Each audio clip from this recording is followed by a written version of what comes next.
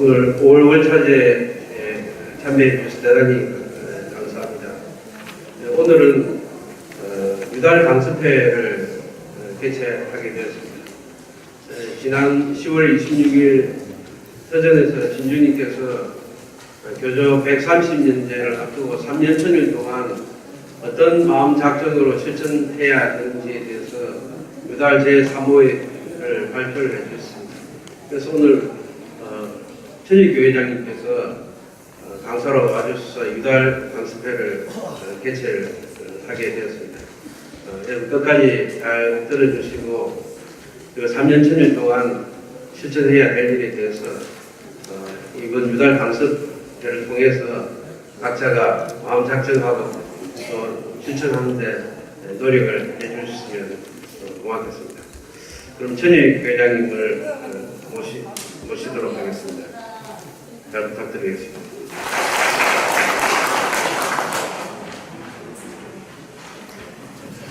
오늘 고성교회 5월달 월차제를 맞이하여 고성교회 산하 용제님들, 신자님들하고 같이 즐거운 근행을 보게 돼서 매우 기쁩니다. 제가 평소에 생각하는 고성교회는 한국 천일교에서 차지하는 그 역할이 매우 큰 일에서의 그 상징적인 본보기, 그리고 또한 표준으로 삼아야 할 모범교회라고 쭉 저는 여겨왔습니다. 그래서 오늘 고성교회 제가 이렇게 월차제에 참배를 할 수 있는 기회를 갖게 돼서 매우 영광으로 생각합니다.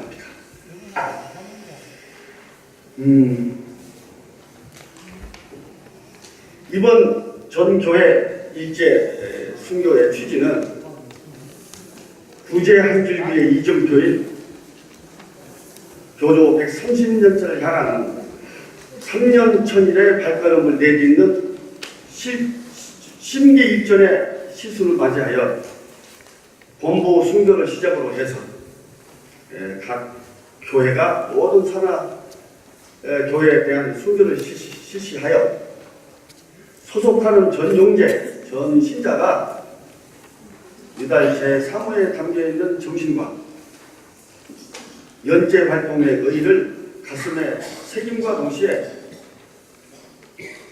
전 용제가 연제의 으뜸하기에 다시 한번 마음을 작정하여 구제 활동의 실천과 마음의 성의를 이룩할 것을 맹세하는 데 그 의의가 있다고 하겠습니다.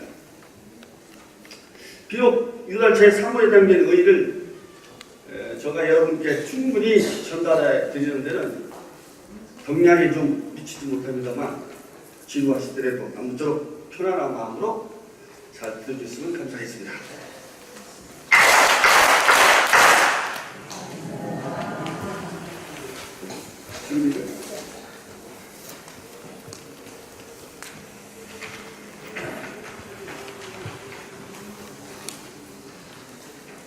같이 연도하겠습니다. 유달 제3호 입교 179년 교조 130년째를 거행함에 앞서 생각하는 바를 밝혀 모든 용제가 마음을 작정하여 승리를 주고 한마음 한뜻으로 활동하는 데 도움을 주고자 한다.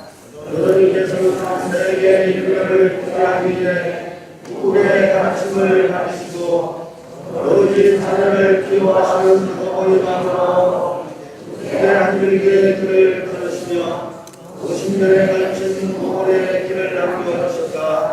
그 사이 구제의 은행을 가르치고 일체의 근본을 밝혀 이 길의 모습을 보여 주셨으며 전말에 가식지나 능력 정월 26일 일이 일러주신 은행의 실행을 두고서 들으시고 사람들의 승리를 촉구하시며 근신을 주셨다. 그 지금부터 거대한 거야 라고 일러주신 그대로 지금도 변함없이 종민의 이로서 세계 구제의 선도에 있어서 우리를 이끌어주고 계신다. 이 하나님은 우리 마음의 마음을 작정하여 또 나아간다. 주님의 연주를 올리는도이다. 마음을 수리하여 용대 한 사람 한 사람이 입교의 잡것을 다스려내며 즐거운 삶의 세계를 건설하는 용대로서 그 자산을 함께 달며 모험을 목표로 실천해야 하겠습니다. 즐거운 삶은 무엇보다도 도저히 주님의 자녀인 인간이 서로 도우며 살아가는 모습을 바란다. 그리고 또한 자녀이 한영 넘치는구나. 마음이 맑아지는 군가리와 마음만 깨끗하게 맑아지면 무슨 일이든 즐거울 뿐이다 라고 일러주시는 것처럼 즐거운 삶은 마음을 가리는 생각이고 하다. 상갈 줄 모르는 용감한 사람을 잘못된 길로 들게 하고 분쟁을 일으키며 결국에는 세상의 조화를 밀어내게 하여 장래를 즐겁게 하지 않을 수 없다. 나만 좋으면 그만이라는 종교가 아니라면서 사람과 사람의 인내가 한층 약하고 가족 간의 정리마저 이어가는 논란의 세상이다. 참으로 즐거운 상가는 그늘진 곳이다. 마음의 지도를 같이 못하고 앞이 보이지 않아 불안해하는 사람들에게 진실한 어떤 예를 정하여 세계를 구제하는 것은 이 가르침을 믿는 사람의 일본이다. 지금이야말로 이 교회의 자녀인 우리들이 모두 일어서서 세상 사람들에게 마음을 밝혀 서로 도우며 살아가는 방법을 제시하고 세상을 바꾸는 데 힘을 다해야 할 때이다. 용제는 가르침을 몸에 익혀 나가기 실천함으로써 각지 각처에서 훌륭한 나라를 듣는 사람이 되자 선주가 서로가는 일을 꿈꾸는 법을 비롯하여 가정을 고전의 모습으로 바르게 다스리고 서로 돕기를 실천하며 가까운 곳으로부터 즐거운 삶의 모습을 넓혀나가자. 또한 교회의 마음을 입고 발걸음을 전하며 그 상인 그네를 올림과 동시에 그 향을 심으로 즐거운 삶의 공복기를 지역 사회에 비춰나가자. 너희 주님께서는 자녀의 장례를 염두하시는 의미에서 때로는 강아지 마리를 통해 마음을 바꿀 것을 촉구하신다. 그러나 무슨 일이든 우리로서는 구제하고자 하는 한결같은 마음뿐이야. 다른 말씀처럼 그것은 모두 오로지 온 세상 인간들을 구제하고 싶다는 어버이 마음을 바라보고 그러신다. 또한 가슴의 정서를 바라시는 어버이 마음의 표현이나 스스로를 반성하는 것은 물론이고 나타내 보여주시는 모습을 통하여 남을 구제할 것을 축복하시는 점을 깨달아 적극적인 구제 활동에 정성을 다하도록 해야겠다. 또한 남을 구제하겠다고 다짐해야만 세계의 구제라는 가르침을 표방하는 일의 시간이며 그것은 남을 구제하는 제목 구제받는다라는 말씀처럼 자신이 진정으로 구제받는 일이기도 하다. 구제 활동은 주위 사람들을 배려하는 데서부터 시작된다. 신상 사정으로 고통하고 괴로워하는 사람이 있으면 먼저 그것이 낯설기를 일궈내고 적극적으로 대하며 그들의 소리를 채워나가라. 앓고 있는 사람에게는 진실한 마음으로 소리를 전하고 괴로워하는 사람의 가슴속에 귀를 기울이면서 가까이 하나님과 동시에 어버이 말씀을 전하여 마음의 방향이 바뀌도록 이끈다. 그리하여 사람도 함께 그의 갔을 때까지 정성을 다해 이끌어 주고자 한다. 세상 사람들이 어떤 어버이를 알고 온 세상 사람들이 형제 자매라는 진실에 눕혀서 서로 화목하고 서로 돕는 시민과의 즐거운 세계의 시간을 지향하며 끊임없이 세계의 역사를 추진해 나가자. 교도 130여개를 향한 선전체를 교도님의 도구인 용대문과 그 사명을 결합하고 인무에 내주하여 적용의 교도님의 꿈을 그릴 수 있기를 간절히 바라는 바이다.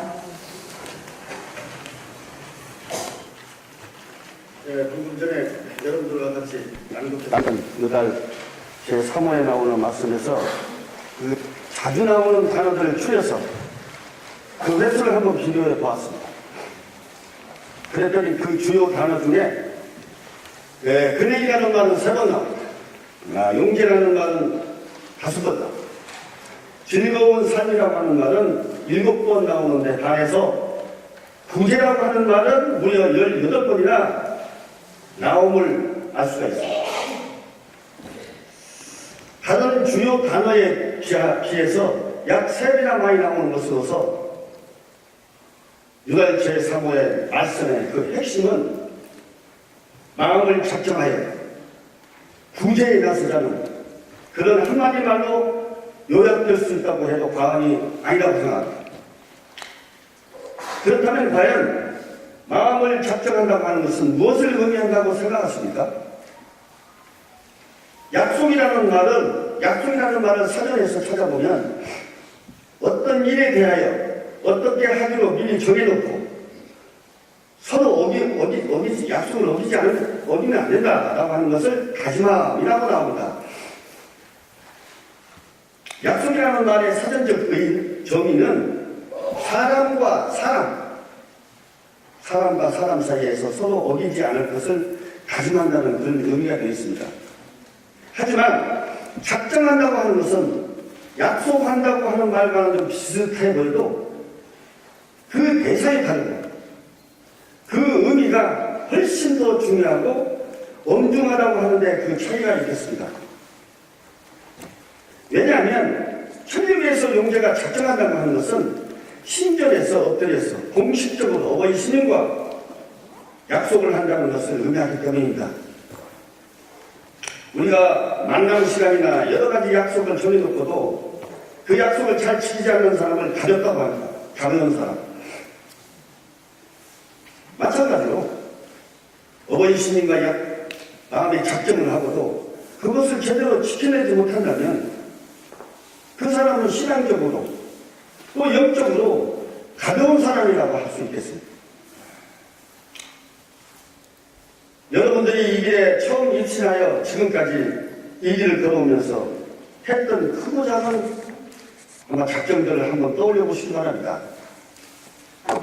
어떤 작정은 정말 큰 마비 속에서 신님에게 미리 목숨을 던진다는 각오를 했던 비장한 작정도 있었을 것입니다.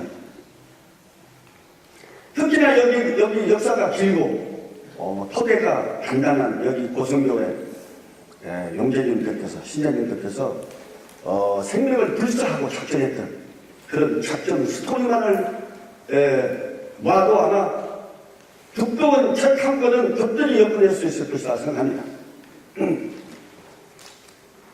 그렇다면 어떤 작정이 좋은 작정이라고 할 수 있겠습니까? 또 어떻게 하는 작정이 과연 올바르다고 할 수 있겠습니까? 제가 40수년 전에 이 길에 입신하여 크고 작은 많은 작정을 하면서 깨닫게 된 그 좋은 작정의 조건에 대해서 몇 가지 말씀드리고자 합니다. 좋은 작정이란 첫째, 내가 지켜낼 수 있는 약속이야만 됩니다. 옛날에 신하가 임금에게 약속을 할 때는 허언이 없어야 한다고 했습니다. 허언, 빈말, 껍데기만. 허언이 없다는 말은 지키지 못했을 경우에 언제든지 목숨을 내놓겠다는 것을 뜻합니다. 어버이 신임은 우리가 언제든지 매달릴 수 있는 육신의 어버이와 같다고 교주님께서는 말씀해 주셨습니다만 우리가 작정을 할 때는 신하가 임금에게 다짐하듯이 그 정도의 비장함이 필요하다고 생각합니다. 어버이 스님에게 내일부터 나 전도하겠습니다. 꼭 힘들고 꼭 하겠습니다. 라고 작정을 했으면 반드시 그 전도를 나가야 합니다. 100일간 상급교회에서 12장 거리는 보겠습니다. 라고 작정을 했으면 어떤 유혹이 따르더라도 기필고 12장 근행을 상급교회에서 올려야 합니다. 우리 우리는 신과 약속이라는 작정의 엄중함에 대해서 깊이 되새길 필요가 있습니다. 둘째로는 작정은 마음의 진실성이 있어야 합니다. 방금 전에 작정을 할 때는 실현 가능성이 있어야 한다고 말씀을 드렸지만 그렇다고 해서 100% 지킬 수 있는 작정가를 하는 것 또한 반드시 좋다고만 할 수 없다고 생각합니다. 술을 별로 좋아하지 않는 사람이 내일부터 술 끊겠습니다 라고 하는 작정을 하는 것이라든지 평소에도 상급교회 일주일에 한 2번 정도 갈까 말까 하는 사람이 상급교회 일주일에 2번 그녁으로 가겠습니다 라고 마음 작정하는 것은 아마도 100% 달성 가능한 목표겠지만 그 진정성에 문제가 있지 않나 생각합니다. 제가 말하고자 하는 것은 우리가 작정을 할 때 그 작정이 100% 지켜지지 않는다 하더라도 그 작정을 할 때의 마음가짐만큼은 100% 진실되지 않으면 안 된다는 그 말입니다. 셋째, 마음속에 반성이 있어야 합니다. 마음 작정이야말로 소원을 받을 수 있는 마음 구제의 토대가 되는 것입니다. 기적과 같이 아무리 병이 구제를 받았다 하더라도 그 사람의 마음이나 생활이 그대로라고 한다면 그것은 무속신앙의 수준이나 기도하고 절하는 차원에 지나지 않습니다. 그 신앙은 어린아이 신앙에 머물러 있을 수밖에 없습니다. 중요한 것은 그 사람의 마음이 바뀌는 데 있습니다. 언제나 부족의 마음을 품고 불평, 불만을 쏟아내고 지금까지 아무리 어머니 신님의 뜻에 맞지 않는 마음을 썼더라도 하룻밤 사이라도 어려움 속에서도 항상 웃으면서 밝고 적극적이고 긍정적인 나라를 보내는 마음으로 그 마음으로 바뀌어지는 것. 그 어머니 신님은 그 바뀐 마음을 받아들여서 자유자재한 수업을 해주시는 것입니다. 넷째, 마음 작정은 실천이 뒤따라야 할 뿐만이 아니라 뒷따르기도 해야 됩니다. 뒷따르기. 이길의 선배 선생님들은 마음 작정을 하기 전에 꼭 뒷따르기를 했습니다. 한겨울에 냉수문을 하신다든지 단식을 하신다든지 자전거리를 올린다든지 자정의 기원을 올린다든지 먼 거리를 보고 실천을 한다든지 해서 작정을 하기 전에 항상 무언가 실천적인 품삯을 지불했습니다. 하지만 지금은 아무래도 그런 실천적 품삯 지불이 너무 얕지 않은가라고 저는 혼자 생각해 봅니다. 큰 경기를 앞둔 선수는 워밍업을 충분히 합니다. 마찬가지로 큰 작전 앞에는 큰 실책이 앞다르지 않으면 아닙니다. TV를 보다가 나와가지고 신문 보다가 나와서 하는 그런 작전은 영적 긴장이 갖춰지지 않아서 하나마나한 경우가 많습니다. 일립방배를 받기 위한 작전이 일립방배로 돌아가는 경우도 얼마든지 우리는 상상해 볼 수 있을 것입니다. 제가 30년 전부터 1년에 두서너 번씩 요즘에는 한 1년에 한 번도 몸을 버거워서 힘듭니다. 크고 작은 나비를 만날 때마다 마음을 바싹 더 낮추라는 어버이 신님의 뜻으로 받아들이고 마음을 낮춰서 더 바보가 되라, 더 바보가 될 수 있도록 그 품삯을 서울, 부산, 도보 실천을 해왔습니다. 올 1월달에는 사실상 이것이 마지막이다. 이게 마지막이다. 라는 각오로 서울, 부산, 도보 실천을 했습니다. 출발하기 전에 영등포역 광장에서 이제 시작하겠습니다 어버이 스님 저를 부산까지 잘 데려다 주십시오. 라고 기원을 드리면서 자금을 무릎 꿇고 올리게 됐습니다. 그런데 갑자기 노숙자라고 합니다. 거짓라고 합니다. 그 거짓들이 갑자기 온갖 그 욕설을 퍼부면서 김밥 나옵니다. 항상 그냥 보고 있는데. 그래서 그 봉변을 좀 당했지만 저는 그런 실천을 통해서 마음을 낮추기는 노력이 계속 이어지지 않았다면 저는 아마 아주 작은 마디에도 금방 주저앉거나 부러지고 말았을 것입니다. 지금까지 작정하는 방법에 관해 4가지 자세히 말씀드렸습니다. 작정은 첫째, 지켜낼 수 있어야 하고, 둘째, 마음의 진실성이 있어야 하고, 셋째, 지켜낼 수 있어야 하고, 셋째, 가슴속 반성이 있어야 하고, 넷째는 실천에 따라야 한다.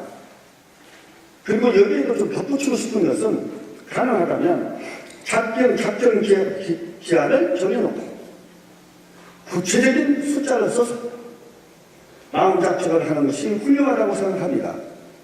작정은 구체적인 것이 좋습니다. 구체적인.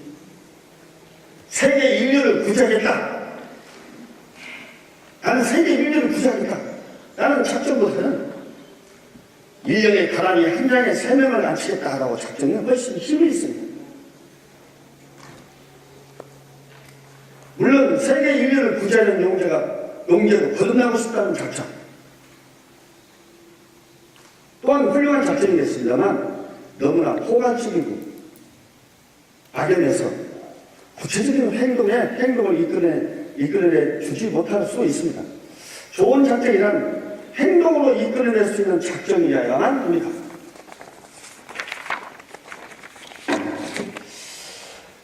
작정을 하기 전과 작정을 하고 난 후에는 반드시 다른 행동이 뒤따라야 합니다.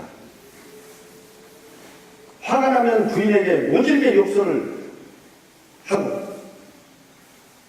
욕설하고 말도 못하는 화를 많이 내던 우리 그 어느 산하 회장이 서울 부산 걷기 실천을 하면서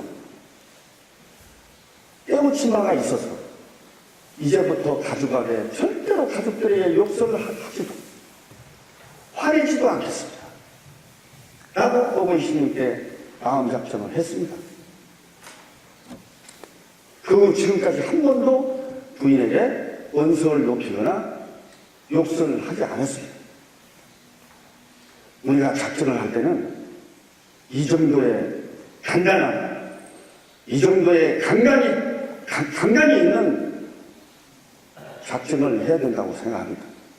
지도 말씀에 작정한 마음에 따라 섭리할 것이니 그 정신 하나에 의해서 한 사람이 만 사람에 미치다. 신은 마음에 따라 섭리한다. 마음만 굳게 가지면 신의 자유자재로 마음에 따라 섭리할 터이니 우리가 작정을 통해서 인연이 털려나간다고 하는 것은 결국 같은 상황에서 이전과는 다른 행동을 해나가기 시작한다는 것을 의미합니다. 그리고 또한 되도록 숫자를 써서 하는 마음 작정을 해보면 훨씬 힘을 받습니다. 전도를 보다 열심히 하겠습니다. 라는 마음 작정보다는 매일 지인들에게 전도지 10장씩을 나눠주겠습니다. 라는 작정이 보다 힘을 받습니다. 구제에 매진하겠다는 작정보다는 올해 한 해 3명을 강수순에 꼭 모였습니다. 라는 마음 작정이 자신을 훨씬 더 바싹 긴장시키고 행동을 취하게 이끌어줍니다. 또한 숫자를 써서 작정한다는 것은 신님도 나도 작정이 제대로 되어가고 있는지 아닌지를 확실하게 알 수 있게 하겠다는 의미입니다. 나중에 변명하지 않겠다는 그런 의미도 됩니다. 하지만 수치가 너무 크게 되면 부담감을 주어서 빨리 포기할 수도 있습니다. 이 정도면 나도 할 수 있겠다라고 마음먹은 데서부터 시작하는 것이 좋습니다. 마지막으로 마음 작전은 긍정문으로 제시되는 것이 좋습니다. 아무래도 안 하겠다는 그런 마음 작전보다는 무언가를 하겠다. 그러한 마음 작전이 쉽게 이루어집니다. 안 하겠다는 무행동인데 비해서 하겠다는 행동을 취한다는 의미니까 훨씬 건설적입니다. 안 하겠다는 부정적인 표현인데 비해서 하겠다는 긍정적인 표현이니까 불필요한 에너지를 깎아먹지도 않습니다. 우리가 마음이 용수서치고 있을 때는 대부분 무엇을 하지 않을 때가 아니라 무엇인가를 하고 있을 때입니다. 무엇인가 하고 있을 때 작정을 해서 그때 우리 마음이 용수칩니다. 같은 표현이라도 나는 늦잠 자면 안 되지 보다는 아침에 일찍 일어나야 하지 라는 표현이 훨씬 듣도 좋고 거부감이 덜합니다. 유달 강습회는 곧 마음작정 강습회이므로 오늘 이 자리를 계기로 방금 말씀드린 내용을 참고하셔서 작게는 여러분의 마음 소리를 이끌어주고 크게는 고성교회를 한층 더 발전시킬 수 있는 마음작정을 어버이 스님께 해보는 것은 여러분들 어떻습니까?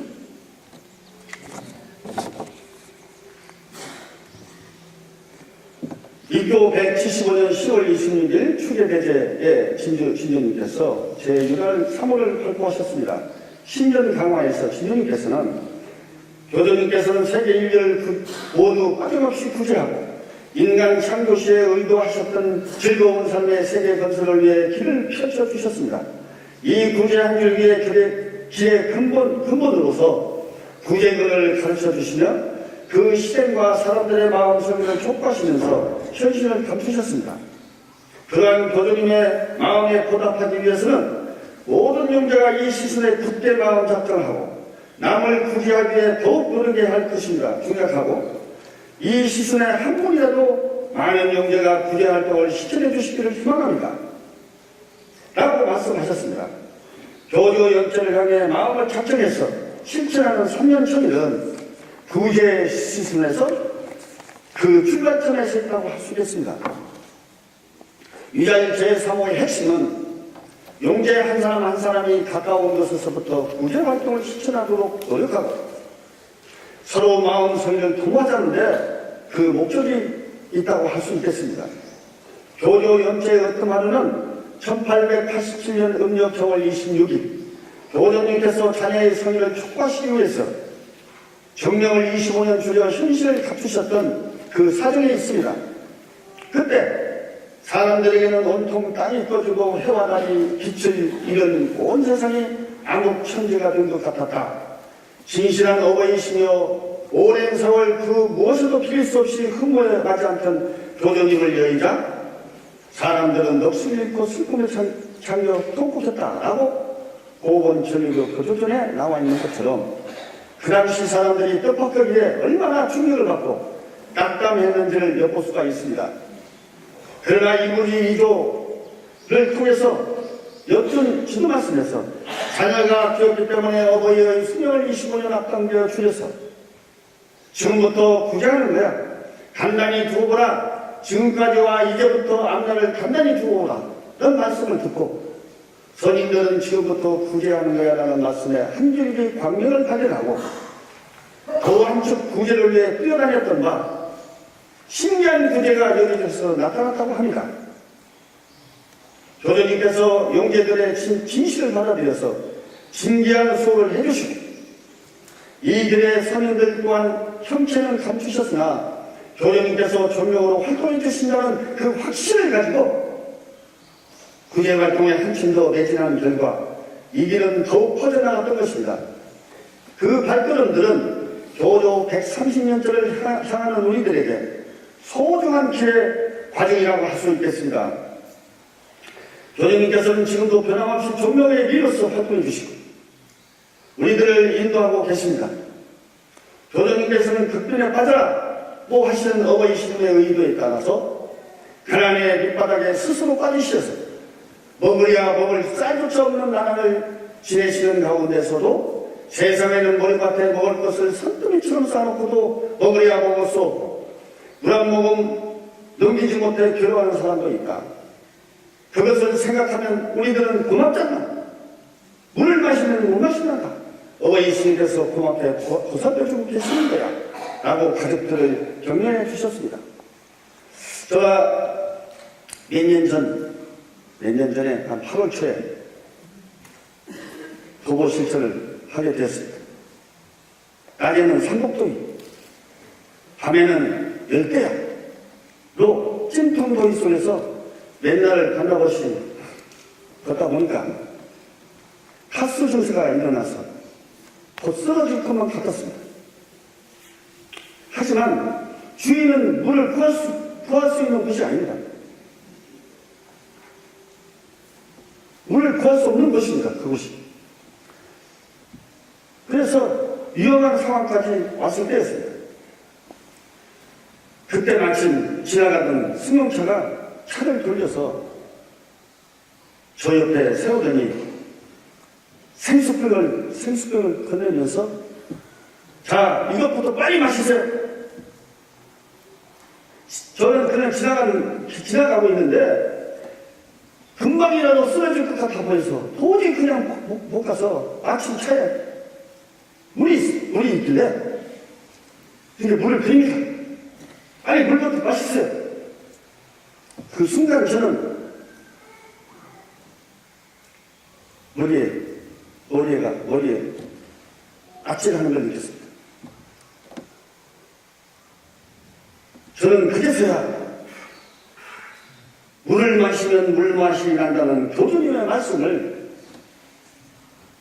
머리가 아닌 가슴으로 깨달을 수가 있었습니다. 우리는 건강하기 때문에 물을 마시면 물맛이 나고 그 맛을 느낄 수가 있습니다. 어버이 스님께서 베풀어 주시는 건강을 고맙고 감사하게 생각하고 사소한 것, 아주 작은 것에 대해서도 소중하게 감사하는 마음으로 가질 수 있어야 합니다. 저희 천일교회 산하 모 교회 전 회장님께서 항상 이런 말씀을 하십니다. 호교사가 쌀독에 쌀이 있으면 물맛을 몰라. 호교사가 호주머니가 넉넉하면 물맛이 안 나. 라고 항상 하십니다. 제가 그 전에 그 말씀을 들어서 저는 무슨 말인지 몰랐어요. 그러면 무슨 맛이냐, 물맛이. 예?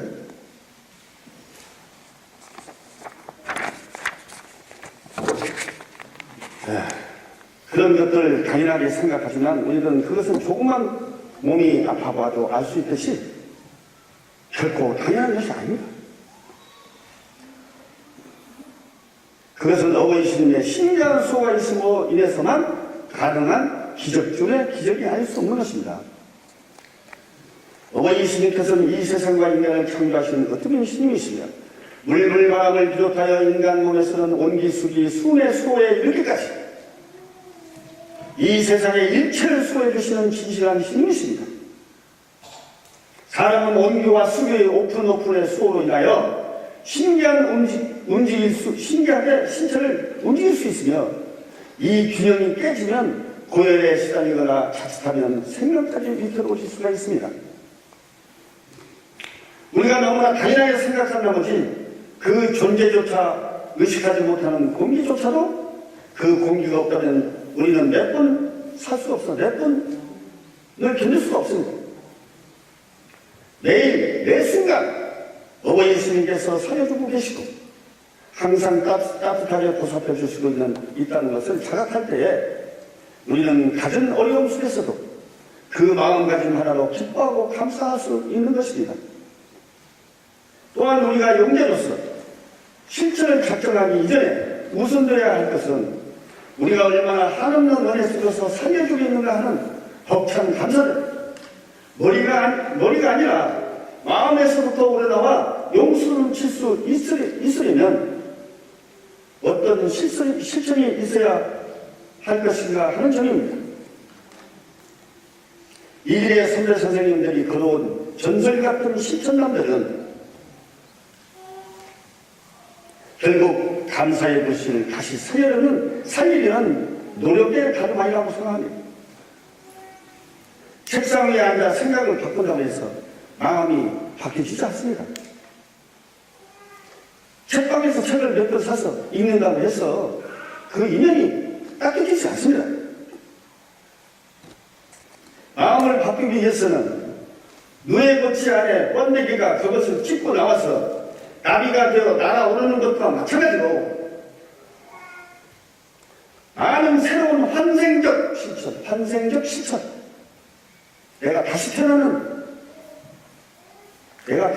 태어나기 위한 실천, 나를 바꾸기 위한 실천, 근본이 바뀌고 나의 뿌리채 바꿔놓을 수 있는 환생적 그런 실천이 뒤따르지 않으면 안 된다고 생각합니다. 우리가 몸과 마음을 새롭게 하고 마음에서부터 우러나오는 감사의 마음으로 되어줄 때 비로소 입교의 참뜻과 즐거운 삶의 세계를 건설하는 용기로서의 큰 마음 작전을 할 수 있는 것입니다. 어버이 예수님께서는 인간들이 서로 도우며 즐겁게 살아가는 모습을 보시고 함께 즐기시기 위해서 인간들을 만들어 주셨습니다. 어버이 예수님께서는 항상 해와 달처럼 당신의 뜻과 의도를 언제나 우리들에게 비춰주고 계십니다. 그럼에도 인간들은 각자 자기 개인의 사용으로 인해서 마음에 댓글이 쌓여 신의 빛도 불절되어버리고 귀머거리에 가급한 외침에도 엉뚱한 길로 가듯이 즐거운 삶과는 점점 멀어지고 있는 길을 가고 있습니다. 이런 일화가 있습니다. 옛날에 항상 천국을 가게 해달라며 평소에 기도하고 살았던 어느 독실한 기독교인이 있었습니다. 그리고 어느덧 그 죽음에 이르러 눈을 떠보니 자기 주위에 있는 절세 미인들이 춤을 추고 있고 옆에는 마릴린 monroe가 자기 옆에 누워있는 것이 아니겠습니까? 이 기독교인은 감격에 겨워서 무릎을 딱 꿇고 신이시여 저희 기도에 이렇게 응답하시어 천국으로 인도해 주셔서 정말 감사합니다 라고 소리쳤답니다. 옆에 누워있던 마릴린 monroe가 갑자기 발길이 일어나고 그 사람의 싸대기를 사줄 때리면서 하는 말이 여기가 지옥이야. 에? 난 지금 벌을 받고 있는 거야. 벌을 받고 있다고. 라는 말을 했다고 합니다. 천주교는 천국과 지옥을 말하지 않습니다.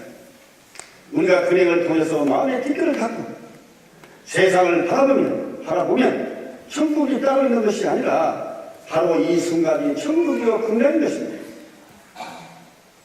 우리가 근행을 통해서 마음의 티끌을 갖게 되면 같은 상황이라도 다른 눈으로 세상이 보여지게 됩니다. 무엇이 잘못됐는지 어느 방향으로 지금 가야 될지가 눈에 보이게 되면 그 길을 가면서 과연 그렇구나 하며 되어져 오는 일에 감사할 수 있게 됩니다. 남편이 술을 먹고 행편을 부려도 천리를 알기 전에는 그 상황을 부정하고 모든 것을 남편의 탓으로만 돌렸지만 천리를 알고 난 후에는 자기 자신과 부모 세대가 걸어왔던 그런 길을 돌이켜보고 자신이 그런 남편을 만나지 않으면 안 되는 자신의 오픈의 길을 깨닫고 또 그런 인연을 자신에게 물려주지 않기 위해서는 어떤 마음 작정과 신앙 실천이 뒤따라야 하는지에 대해서 마음 자각을 할 수 있게 되는 것입니다. 아비를 만났을 때 이전과는 달리 이 상황에서 신님의 의도는 어디에 있을까? 나는 지금 뭘 하기를 신님이 바라고 계실까? 나는 마음을 가질 수 있다면 신앙에 있어서 중요한 포인트가 될 수 있다고 생각합니다. 이달 제 3회 말씀 중에는 모르는 욕망한 사람을 잘못된 길로 들게 하고 분쟁을 일으키며 결국에는 세상의 조화를 몰락케 하여 장애를 이토록 하지 않을 수 없다 라는 구절이 있습니다. 우리가 어두운 곳에 있다가 햇빛이 비치는 밝은 야외로 나가게 되면 처음에는 밝은 빛에 눈이 부시지만 곧 거기에 적응이 돼서 생활하는데 아무 어려움도 없게 됩니다. 이와 마찬가지로 처음에는 어떤 욕망을 달성하게 되면 그것이 영원히 계속해서 만족을 줄 것처럼 느껴지지만 그것을 가지게 되면 거기에 만족해버리고 곧 적응해버려 다시 또 다른 욕망을 쫓아가게 됩니다. 우리가 감각적 쾌락만을 삶의 목적으로 삼게 된다면 뛰고 또 뛰지만 결코 그 자리에 벗어날 수 없는 다람쥐통의 다람쥐처럼 잡을 수 없는 지평선을 향해 끝없이 달려가고 있는 배와 같이 쾌락적 쳇바퀴에서 빠져나올 수가 없게 됩니다. 교주님께서 원리의 현실로 거듭나셨을 때 가장 먼저 한 일은 내가 교주님께서 가지고 있던 모든 물질들을 주위 사람들에게 아낌없이 나눠 주셨던 것입니다. 그것은 결국 물질이 즐거운 삶을 이끌어 주지는 못한다. 그러니 집착하지 마라. 라는 것을 직접 모범으로 교주님께서 보여주시는 것이라고 생각이 듭니다. 물론 욕망 그 전부가 나쁘다는 것은 아닙니다. 가족을 부양하기 위해서, 학교에 공부를 열심히 하기 위해서, 혹은 좋은 배우자를 만나기 위해서 가질 필요가 있는 건강한 욕망도 얼마든지 있습니다. 다만 문제 삼고 싶은 것은 돈이나 게임과 같은 쾌락적 욕망 그 자체를 추구하는 데 정신이 팔려서 서로 믿고 의지할 수 있는 따뜻한 부부의 사랑이라든지 마음을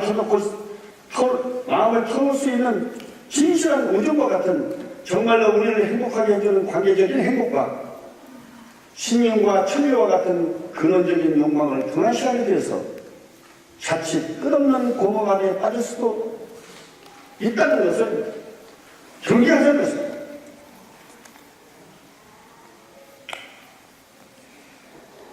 우리가 교주님이 걸어오신 50년 모범의 길을 항상 가슴에 새겨보지 않는다면 자기도 모르는 사이에 즐거운 삶을 안락한 삶으로 오해하기 위해서 자신은 즐거운 삶을 걷는다고 하지만 사실은 쾌락의 삶과 다름없는 잘못된 길로 빠질 수도 있다고 생각합니다. 이런 말씀 중에서 나만 좋으면 그만이라는 풍조가 만연함으로써 사람과 사람의 유대가 한층 약화되고 가족 간의 정의마저 이어받는 오늘날의 세상이다. 참으로 즐거운 상가는 드물진 모습이다라는 말씀 계십니다. 우리 사회는 가정을 가장 중시하고 모든 것을 가족과 연관해서 자신의 정체성을 가졌던 문화에서 갈수록 개인을 중시하고 가족의 일원이라는 정체성이 느슨해지는 개인주의적 사회로 급속도로 변해가고 있습니다. 현대 사회에서는 가족조차도 서로 따로 밥을 먹으며 아버지는 신문을 보고 있고 어머니는 TV를 무관심 속에서 살아가는 경우가 많습니다. 예전에는 아이들이 장난감만 사주면 그만인가요? 불만을 주겠어요. 아버지니까 예쁜 옷만 사주면 그만인가요? 라고 부모의 무관심이나 애정을 호소하던 시대도 있었습니다만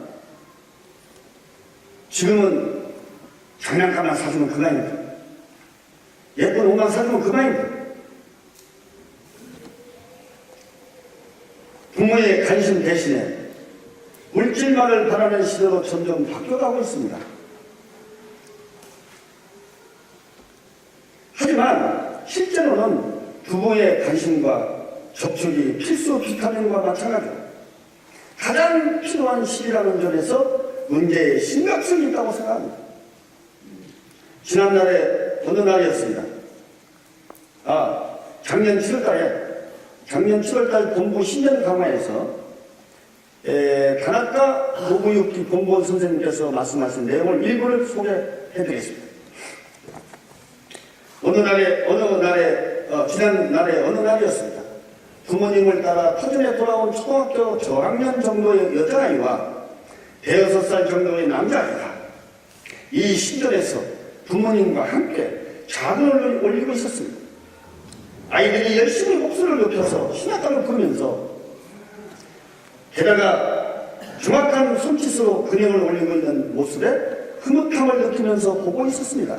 나는 신전 당번으로 봉사 중에 일했습니다. 참으로 화목한 모습이었습니다. 아이들의 그 부모님 역시 모범적인 손짓이었습니다. 그러한 부모와 아이들의 모습을 보시는 어버이 신님과 교주님께서는 대단히 만족하시고 기뻐하셨으라고 생각합니다. 그 아이들은 부모님이 손짓하는 모습을 보고 그대로 따라 외웠을 것입니다. 부모가 열심히 그대를 올리는 모습을 보고 아이들도 배웠을 것입니다. 아이들이 배운 것은 그네의 손짓만이 아닐 것입니다. 분명 부부의 사이도 좋고 밝고 화목한 가정일 것이라고 느껴졌습니다. 아이들이 부모와 함께 힘찬 목소리로 근행을 올리는 모습, 이 신전에서는 나날이 끊이지 않는 모습입니다. 그런 모습을 볼 때마다 훈훈한 기분이 드는 것은 저 혼자만이 아닐 것입니다. 부모와 자식 간에 이렇게 어릴 적부터 함께 어버이 스님을 중심으로 마음을 하나로 모아서 근행을 올리며 서로 대화하고 교감하며 소통하게 되면 덕이 쌓이고 정도 더불어 쌓여서 관계는 한층 돈독해지며 서로가 맞추는 마음이 자연스럽게 몸에 배이고 마음에 익혀지게 될 것입니다. 이 일은 100m 달리기도 42km 마라톤도 아니라고 할 수 있습니다. 100m 달리기나 42km 마라톤 레이스 같으면 혼자 빨리 가서 꼬리하면 그만입니다. 그러나 신님은 혼자 빨리 달려온 사람에게 너 처음부터 다시 뛰어와라 라고 그럴지도 모릅니다. 늦더라도 다른 사람들과 함께 한 마음 한 뜻으로 마음을 맞추어서 하나가 되어 같이 오는 것을 신님은 좋아하시기 때문입니다. 시도 말씀에서 진실한 리를 본 이상 부모의 뒤를 자녀가 이어간다 라는 말씀이 계십니다. 내 부모가 신전에서 신님께 경건하게 머리를 숙이며 예를 표하는 모습, 신님의 뜻에 그대로 따르려는 모습, 신님의 은혜에 감사드리고 보답하려는 모습, 신님께 정성을 다해 또 참배하고 인사드리며 기도드리는 모습 등을 보면서 자란 아이들은 자연히 심성이 착해지고 인성교육이 저절로 되어져 올 수밖에 없습니다. 어릴 적부터 이런 진실한 모습을 보면서 자란 자녀들은 절대로 엎드려 가거나 빗나가지 않습니다.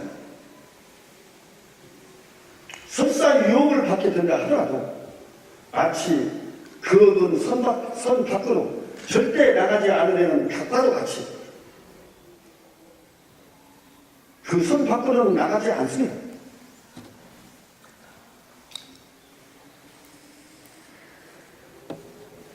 교조 1화편의 자녀의 성인 중에서 자녀가 모르는 것이 아니야 어버이의 가르침이 미치지 못한 거야. 어버이의 가르침이 구석구석까지 미친다면 올바르게 성인된 자녀의 모습을 보게 되겠지 라고 교주님께서 가르쳐 주셨습니다. 부모의 확고한 신앙 신념은 자녀의 신앙심을 싹트게 하는 근본이 되며 가족이 모두가 함께하는 신앙생활 속에서 성장해 간다는 것을 우리들은 잊어서는 안 됩니다. 교회 안에서 이루어지는 수련회라든지 고적대 활동 등에 여러분들 적극적으로 자신들의 아이들을 참여시켜서 어릴 때부터 신앙의 기쁨을 맛볼 수 있도록 이 길을 걷는 것에 대해서 꿈을 가질 수 있도록 이끌어주는 것이 중요하다고 생각합니다. 자녀들의 신앙은 부모의 행동을 보고 배우며 따라갑니다.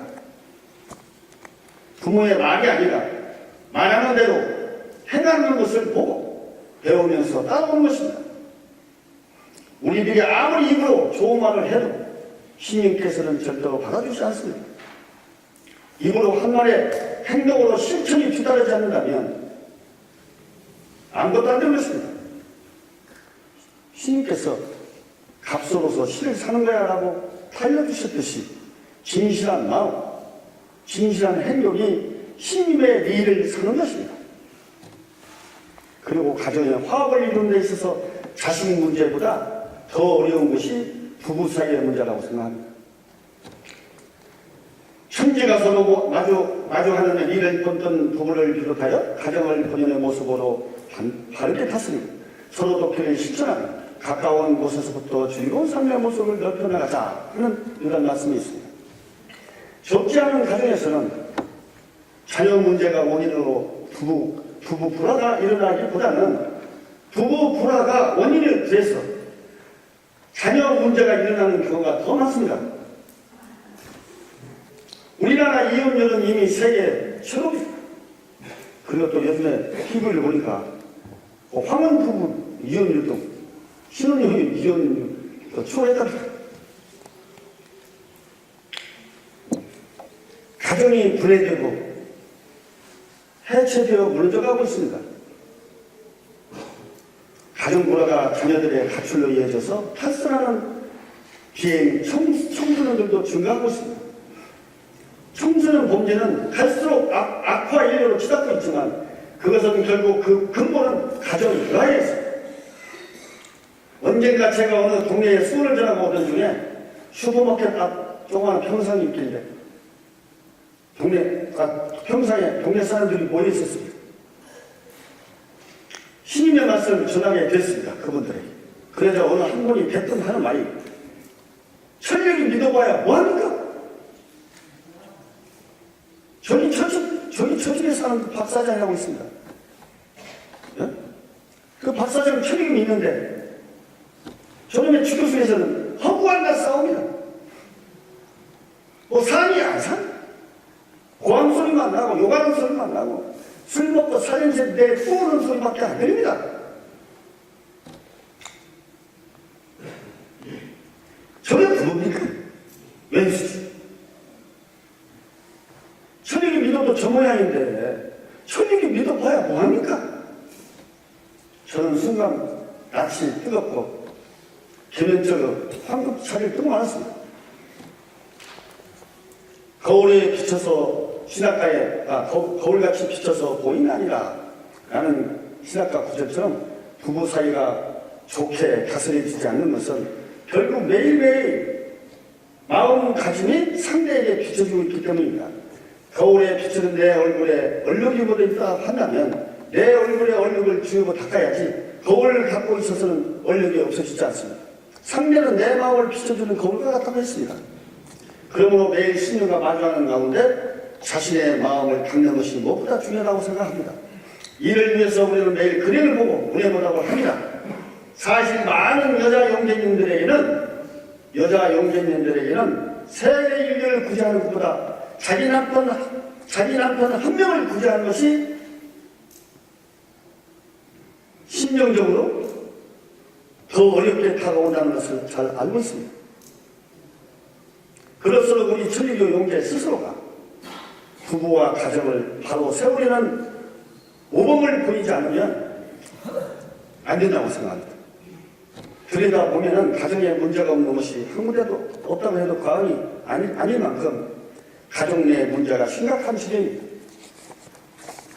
이런 시기에 우리가 부부 관계를 포함한 가정을 어떻게 하면 화목하게 만들어낼 수 있을는지에 대한 성공적인 노하우가 있다면 많은 사람들이 우리들의 말에 귀를 기울여 것이라고 생각합니다.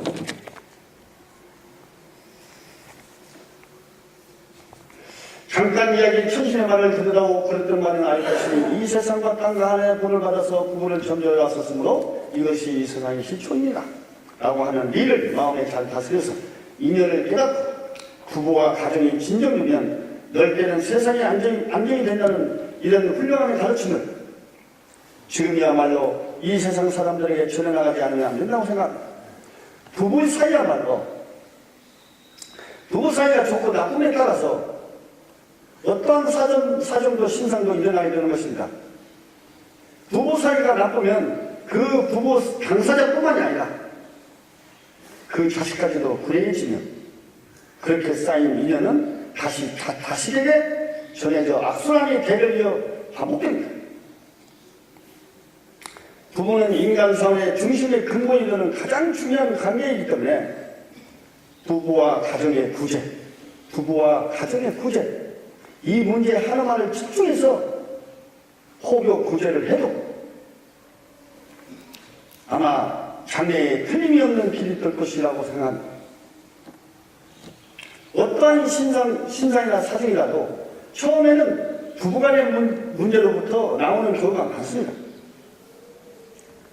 우리 형제들이 구제의 손길을 내밀어서 양기성원의 길로 방향을 바꾸어가게 도와준다면 그런 한 발 앞선 구제가 결과적으로 많은 신자의 도움받음으로 연결될 수 있지 않을까 생각하면서 저 또한 그 부분에 많은 가슴을 가지고 노력하려고 합니다. 남자는 월급수결이, 여자는 일뜻 화기의 미임으로 부부가 서로 오픈오픈입니다. 부인은 남편을 정성껏 받들며 하늘의 일을 세워나가고 남편은 부인을 그 줄기가 뻗어나가는 것을 가능하게 해주는 그런 가족의 뿌리이자 그 토대라는 것을 자각하고 땅의 일을 세워나간다면 아이들은 아버지를 존경하고 어머니에게 마음을 열면서 그렇게 서로가 서로를 맞춰나갈 때 가정은 한 발 한 발 되어져 오게 됩니다. 그리고 호교를 통해서 마음을 청소하는 것 또한 빠뜨려서는 안 됩니다. 역시 신앙의 기본은 전도와 구제입니다. 이것은 아직 신앙이 얕은 분이나 대대로 신앙을 하고 있는 교회 자녀들도 마찬가지입니다. 전도는 안녕하십니까 하고 말하며 머리를 낮추지 않으면 안 되기 때문에 마음도 자연히 낮아지게 됩니다. 신님 말씀을 전할 때나 전도지를 전할 때 몸을 뒤로 제치고 뻣뻣한 자세로 전할 수는 없지 않습니까? 반대로 말하면 낮은 마음을 만들기 위해서는 안녕하십니까 하고 머리를 숙이는 인사부터 시작하는 것이 가장 중요한 방법입니다. 용제인 이상은 언제나 구제의 대상을 가지는 것이 중요하다고 생각합니다. 내가 구제할 수 있는 대상이 항상 있어야 돼. 물은 흐리면 맑아지고 고이면 썩어버립니다. 그것과 마찬가지로 용제도 교회도 항상 구제 활동으로 계속 돌아가지 않으면 썩어버리고 말게 됩니다. 남을 도우리는 호교 구제 활동을 통해서 자신의 마음이 청소되는 것입니다. 그렇다고 단지 전도지를 돌리고 박자목을 치고 노방정도 하는 그런 방법만으로는 좀처럼 전도가 되어오지 않습니다. 하지 말라는 얘기 아닙니다. 그것보다는 구제 활동은 주위 사람들을 배려하는 데 쏟아진다. 신상사적으로 고통받고 괴로워하는 사람이 있으면 먼저 그것이 다스려지기를 견디고 적극적으로 대화하며 구제의 손길을 뻗쳐나가서 앓고 있는 사람의 이런 진실한 마음으로 수고를 전하고 괴로워하는 사람의 가슴속에 귀를 기울이면서 가까이 다가간과 동시에 어버이의 말씀을 전하여 마음의 방향이 바뀌도록 이끈다. 그리하여 그 사람도 함께 구제에 나설 때까지 정성을 다해 이끌어야 한다 하는 이런 말씀처럼 자신의 마음에 더 비싼 덕을 쌓는 것, 이것이 중요합니다. 그리고 이 가르침을, 교주님의 가르침을 어떻게든 사람들에게 전해야겠다는 마음을 갖는 것. 역시나 어떻게 해서든지 한 사람이라도 기어코 교회에 데려오겠다. 절대로 놓치지 않고 참여시키겠다. 라고 하는 적극적이고 끈질긴 전도 정신이 필요합니다. 이 길의 초대 선생님들께서는 거기가 포교를 나가서 얼마 되지 않아 구제를 받은 사람들로 인산인해를 이뤘습니다. 그렇게 되는 데는 초대 선생님들은 전도를 하면서 문전 확대 정도는 그 핍박으로 받아들이지도 않았습니다. 온갖 조롱, 비방, 냉대, 그리고 재수없어, 천리교정이 또 한데 재수없다고 소금 뿌리며 그렇게 발시하고 반대하는 그런 사람 마음조차도 신님의 마음으로 바꿔놓을 수 있었던 것은 어떻게 했든지 전도하겠다는 지속적이고 끈질긴 구제 한 줄기의 열정과 신념, 그 진실한 마음이 있었기에 가능한 일들입니다. 보통 우리는 전도하러 갔다가 거절당하면 저 사람은 안 되겠네? 저 주면 또 안 되겠네? 라고 쉽게 우리 스스로가 단정하고 포기해버립니다. 전도는 내가 하는 것이 아니라 이 신님께서 하시는 일입니다. 나는 다만 도구이고 수족이고 식물은 물에 지나지 않습니다. 그 수족이 움직여주지 않는다면 어떻게 되겠습니까? 우리는 신님의 말씀을 뿌리기만 하면 언젠가는 장차 나를 통해서든 다른 사람을 통해서든 분명히 어버이 스님께서 반드시 거둬들이게 해주십니다.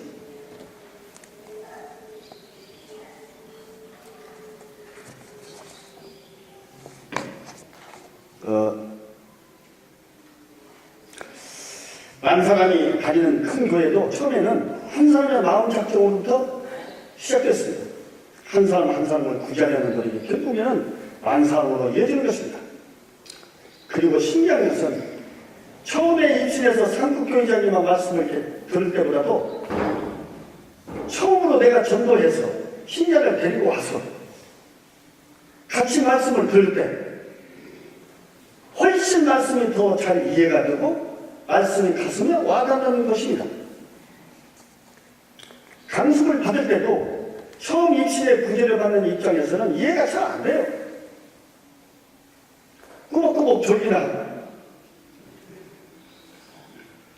그러면 신자를 데리고 내가 인술자의 입장으로 와서 같이 듣게 된다면 그래 과연 그렇구나 하고 마음에 쏙 잘 들어오게 됩니다. 스님 말씀. 자식을 낳아봐야 진정 부모 마음을 이해하듯이 사람을 구제하는 입장이 되면 듣는 마음가짐 자체가 틀려지게 되는 것입니다. 그러므로 포기를 하지 않으면 마음성이 될 수 없어요. 하늘의 비도 이해할 수 없는 것입니다. 용제는 항상 도움의 상대를 가지는 것이 중요합니다. 그래서 어쨌든지 교회에 데려와서 이 사람이 구제받았으면 좋겠다는 간절한 마음으로 신님의 말씀을 듣게 하면 동시에 나도 더 깊게 듣게 되고 깨닫게 되는 마음이 돼서 서로가 성장하게 되는 것입니다. 거기서부터 운명이 바뀌게 되는 것입니다. 구제를 통해서 자신의 마음이 바뀌고 인연이 끊어지게 되는 것입니다.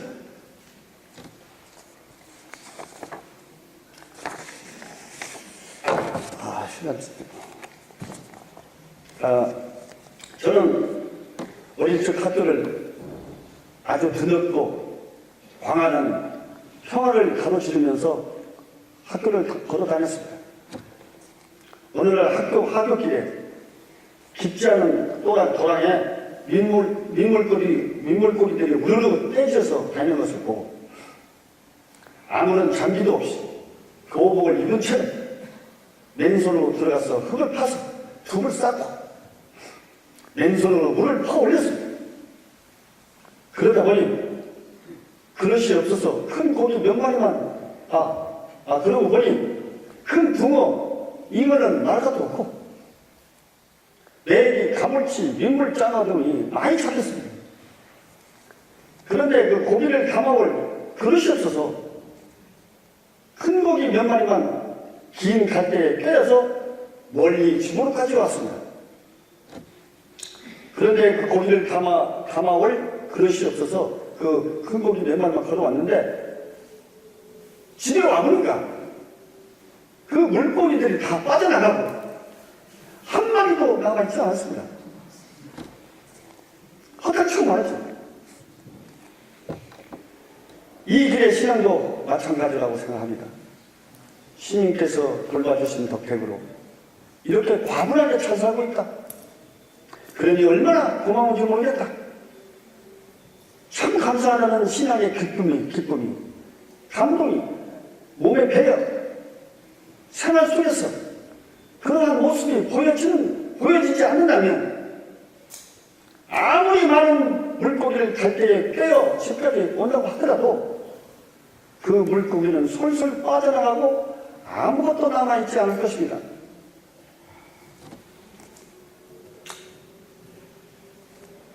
용제는 가르침을 몸에 익혀 나날이 실천함으로써 각지에서 훌륭하다는 말을 듣는 사람이 되자 하는 이런 말씀과 같이 호교라는 것도 마찬가지로 결국은 보여주는 것을 말하는 것입니다. 행복하게 살아가고 바라는 것이 아니라 자신이 행복하게 사는 모습을 비춰줘야만 됩니다. 즐겁게 살아가고 말하는 것이 아니라 자기 자신이 즐겁게 살고 있는 모습이 나타나야 합니다.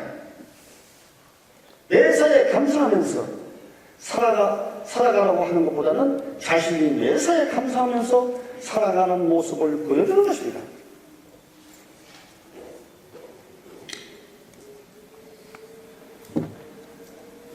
저 사람은 감사할 일도 하나 없는데 뭐가 맨날 저렇게 감사하다고 하는지 몰라. 저 사람 천익이 믿었어 그럴 거야. 에? 그런 말을 들을 수 있어야 됩니다. 내가 보니까 저 사람 감사한 것도 하나도 맨날 감사 싱글싱글 웃고 얼굴은 방글방글하고 다녀. 에? 뭐가 그렇게 맨날 감사하다는지 모르겠어. 옆에 주위 사람들 볼 때 사회 사람들 말이 아닌 기쁨이 감동이 저절로 우러나오는 그런 행복을 보여줄 수 있을 때 주위 사람들은 그 사람의 행복한 모습을 보고 그 비결이 무엇인가 그 관심을 가지기 시작할 것입니다.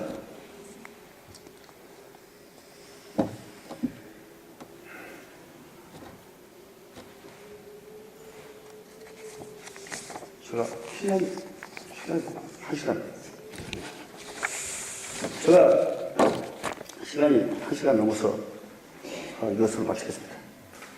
준비된 것은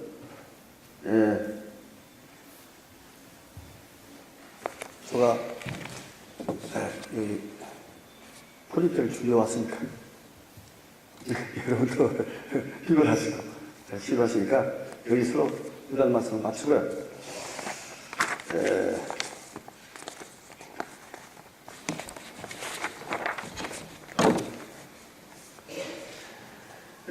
아무쪼록 130년짜리 시순을 맞이해서 고성교회 산하 용제님들, 신제님들께서는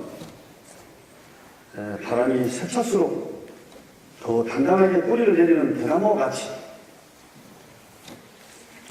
그럴수록 은혜 보답과 전도 구제라는 신 한 줄기에 더 한층 단단하게 매달리셔서 그 향기가 안에서부터 밖으로까지 퍼져나가 이었고 지역사회와 천리교 전체까지 그 영향을 미칠 수 있기를 바라면서 이상으로 참고의 말씀을 마치겠습니다. 뭐 나머지는 여러분들 여기 표보지 있으니 다음에 읽어주십시오. 수고했습니다.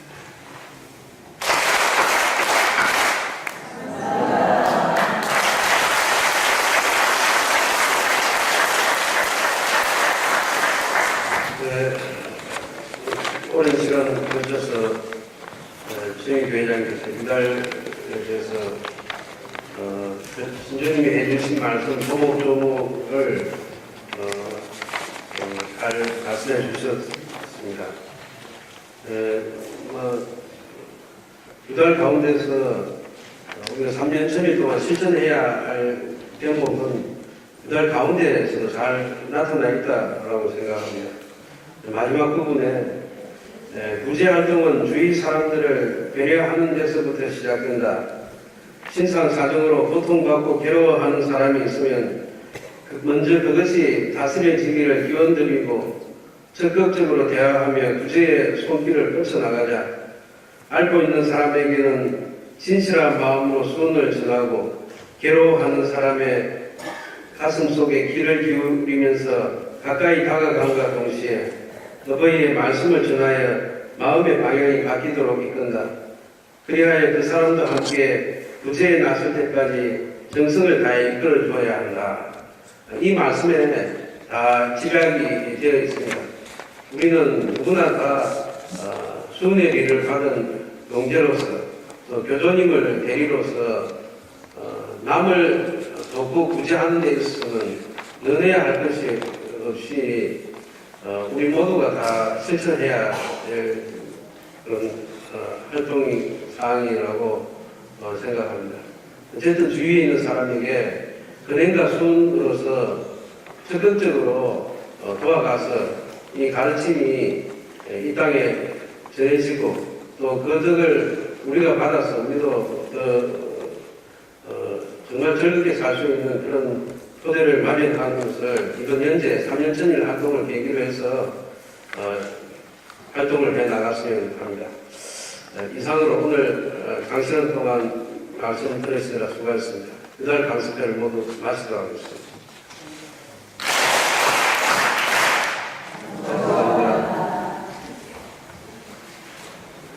수고해 주신 전일 회장님께 다시 한번 박수